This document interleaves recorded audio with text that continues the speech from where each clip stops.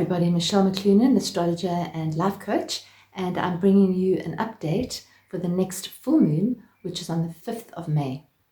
This is no ordinary full moon. It's a lunar eclipse, which is following the solar eclipse 2 weeks ago. A solar eclipse is always a new moon, and a lunar eclipse is a full moon. So this full moon is in the sign of Scorpio, and it's quite a biggie. What this means, basically, if you're watching this before the full moon, is that we're in the eclipse window. It's almost like we're in a birth canal, and it feels a bit like a squeezing energy. It's like those last few hours before the baby actually pushes through. And really, that's what this energy feels like. So a lunar eclipse is when the earth blocks the rays of light to the moon. So it creates kind of a shadow. And this full moon is quite shadowy. And I'll tell you why in a sec. All right, so first of all, looking at what a lunar eclipse is, apart from it being a full moon kind of with a lot more intensity, it's also in the sign of Scorpio, which is an intense sign. We also have the planet Pluto, which is the ruler of Scorpio, which is just turning retrograde, which means that it drills down and its energy becomes more intense. So lots of intense energy. Eclipses have a longer lasting effect energetically on us than normal new moons and full moons. So this lunar eclipse is kind of a culmination, an eclipsing, a kind of almost like an end point. It's the culmination of many, many, many months of whatever's been going on in your life. And a full moon and a lunar eclipse is always a time to release and let go of that which isn't serving. Now, with it being in Scorpio, Scorpio is what we call a fixed water sign. The moon is opposite the sun in Taurus, which is a fixed earth sign. And right next to the sun in Taurus is the planet Uranus or Uranus. Now the planet Uranus or Uranus is the planet of change. And whatever it touches in a chart kind of shakes things up. So there are kind of a few different themes in this chart. It feels like things are getting shaken up. If you have a lot of planets, or if you have any of your key planets in fixed signs, you might be feeling this more intensely. But I think that we're all feeling it because it's much bigger than just this period. This has got karmic roots. It's very connected in with the nodes of the moon, which is the karmic axis, which always has roots back into our ancestry, into our family, into past lives. So anything that's coming up for us now might have much deeper roots, much deeper ancestral roots. So when we look at Scorpio, Scorpio is a fixed water sign, which means that it's kind of water, if you can imagine water in a dam or a deep lake, where you can sort of see the surface, and the surface is pretty smooth and calm and peaceful, but you don't really know what's going underneath. It's deep and it's intense. This full moon with Pluto drilling down, being the ruler of the full moon, it's saying, it imagines sort of taking a bucket and putting it into that deep lake. And let's just say it's a very, very long handled bucket, or bucket on a rope. And you send it right down into the depths to actually bring out whatever's at the bottom, which might be obscuring our light, which might be holding us back from stepping into our true power. Any blockages are likely to be coming up. Those could be blockages concerning our sense of power, our sense of self-worth, our sense of acceptance. It could be our fears coming up with regard to money, security, because Scorpio and Taurus is the money security axis. The other ruler of this full moon is Mars, and Mars is in the sign of Cancer. Cancer is about family, home, security, money. So there's quite big themes here around what we perceive security to be, around what we see as our security in terms of our money. We might see kind of big shocking events in terms of the economies in the world, because Uranus is moving through the sign of Taurus, and Taurus rules money and it rules our resources. So we could be seeing some innovative ideas about money. We could be seeing some new ways of actually dealing with resources coming in, new ways of dealing with community. Uranus is also the ruler of community. It means standing together and building something new. So what sort of seems to be happening is it's almost a bit like an electrical energy that's coming in and breaking open whatever is static and kind of shaking it up so that we can see what is still holding us back and we can process it. It's very much a processing full moon. Processing meaning feeling what's coming up, accepting what's coming up. And part of what might be coming up right now could be the shadow or the pain body. Scorpio is a sign that goes deeper. It looks into the shadowy corners to see what's there. It's for us to take responsibility for our shadow. Not that it's who we are, but it's definitely there. And that's something that maybe the lunar eclipse is showing us. It's shadowing the moon. So it can bring up those shadowy emotions, those deep insecurities that we thought we had sorted out. I mentioned this 2 weeks ago when I spoke about the solar eclipse as well. This is the same kind of energy. It goes back to old ancestral patterns of behaving, maybe old familial patterns and feminine lines. It's quite a feminine full moon. So it could be related to the feminine. What is there in the shadows? The other theme for Scorpio is, where is our power? What is power? And we could be shown at this time what our power is and where we give it away, where we disempower ourselves or where we disempower others, where we might be being too brutal, where we might be having to actually show more compassion and more understanding and more acceptance of ourselves and others.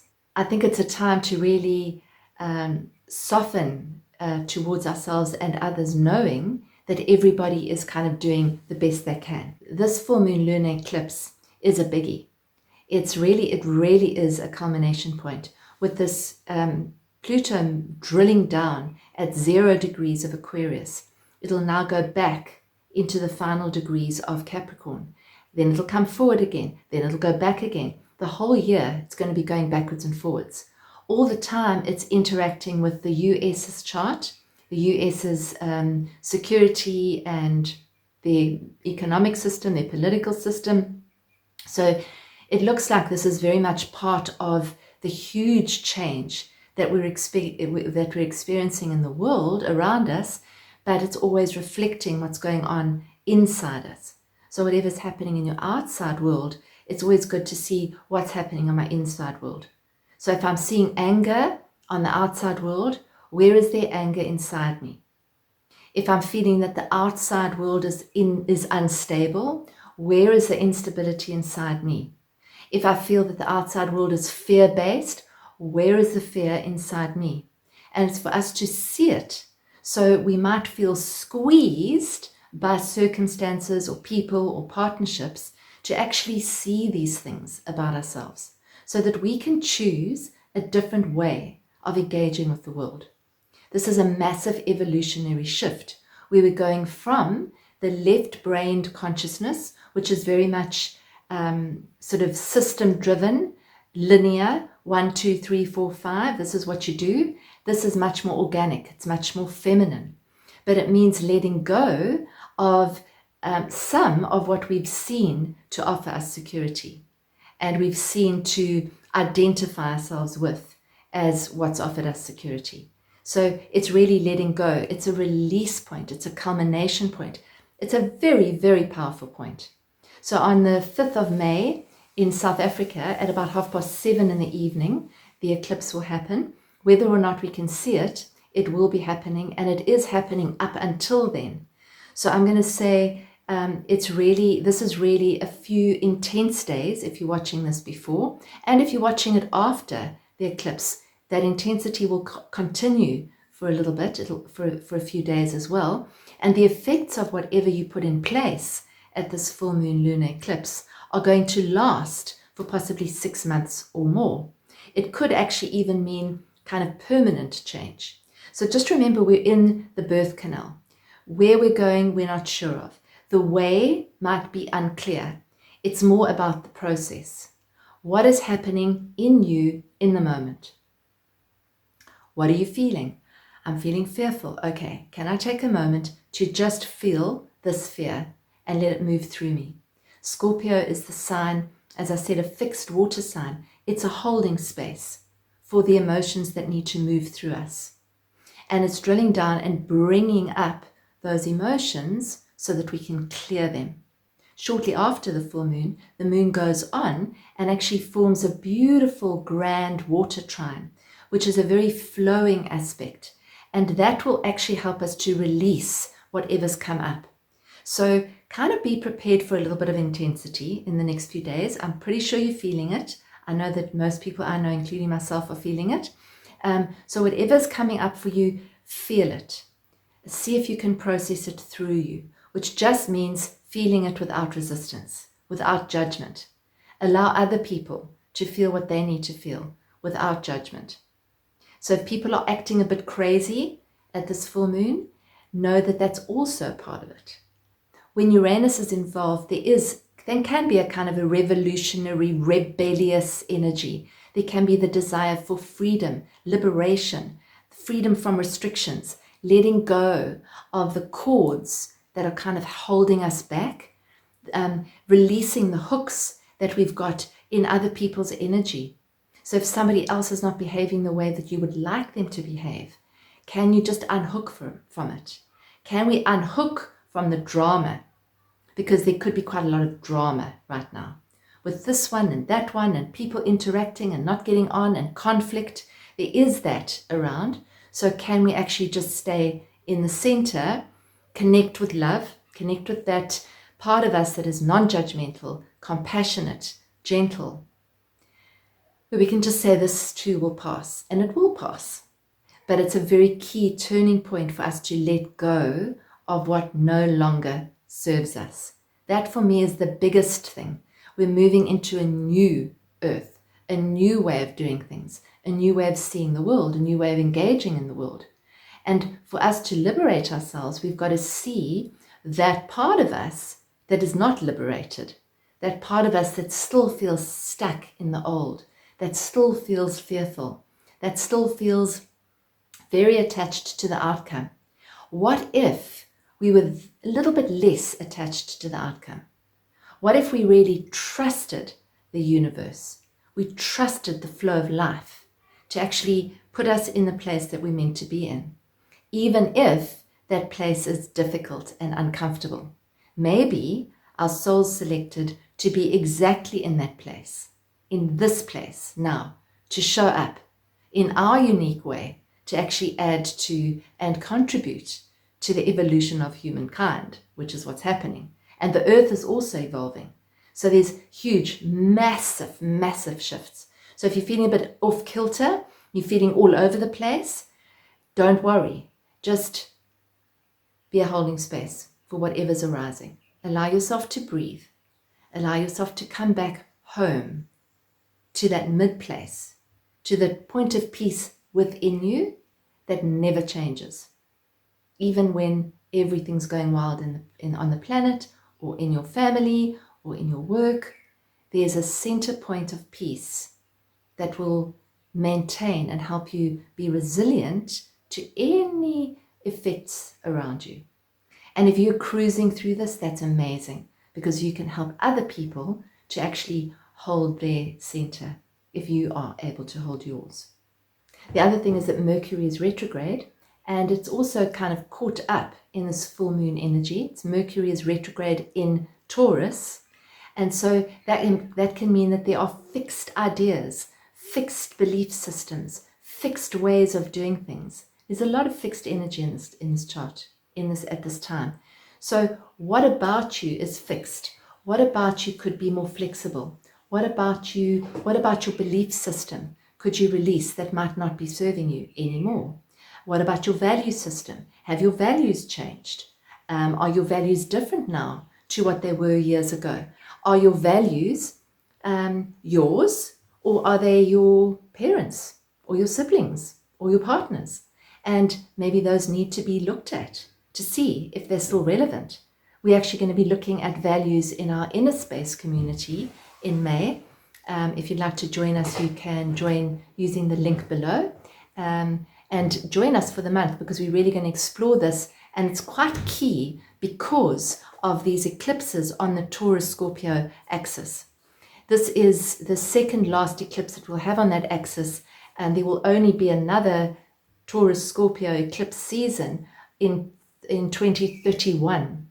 So this really is a culmination of this particular energy that's been working with us for a long time. So it's a real release point. It's a real letting go point. It's a shake-up. There's regeneration available. And there's also breakthroughs. There are breakthroughs available. We can break through the patterning. We can break through the old with this lunar eclipse. So I pulled a card for us, and it was very interesting because Kali came up. Kali is known as the mother of the universe. And her message is, I release all that doesn't serve me. It's time to be the truth of who I am. Now, you might know who Kali is, but Kali represents or embodies the ultimate wake-up call to get us aligned as soon as possible with what we have come here to do. Now, I'm not going to read the whole thing about Kali, but that kind of sums it up. She's the ultimate wake-up call, and that's what this Uranus and Plutonic and Scorpionic energy is saying. It's time to wake up to the truth. Kali, it says here, is as subtle as a sledgehammer. She shows up to strip us of what no longer serves us. That sounds good in theory, but in practice, it can feel as if the ground beneath us has turned to sand. All those illusions about ourselves, especially what we think we're capable of, can suddenly dissolve beneath us. When Kali sweeps in, we can easily slip into feeling like a victim. It can feel as though events are happening to us rather than for us. Kali doesn't want us to waste another precious second being someone we are not. She doesn't want us to be with someone who doesn't treat us with respect and love that we need to do the work that we've come here to do. Kali wants us to sever the ties our ego has made out of fear or out of a false belief that we don't deserve better or more. She wants us to get very real. She wants us to reckon with the fact that we are not here to please others or make them proud.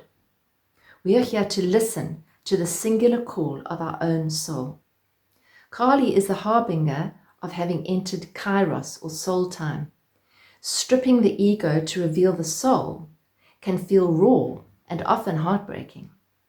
But ultimately, Kali has come out of fierce love for the truth of who we really are. She is giving us the opportunity to choose again, to start over, and this time from a place of tremendous wisdom and strength, our vulnerability. She lets us begin again from the bare bones truth of who we are. It's very powerful. And it really says this energy better than I could say it, I think.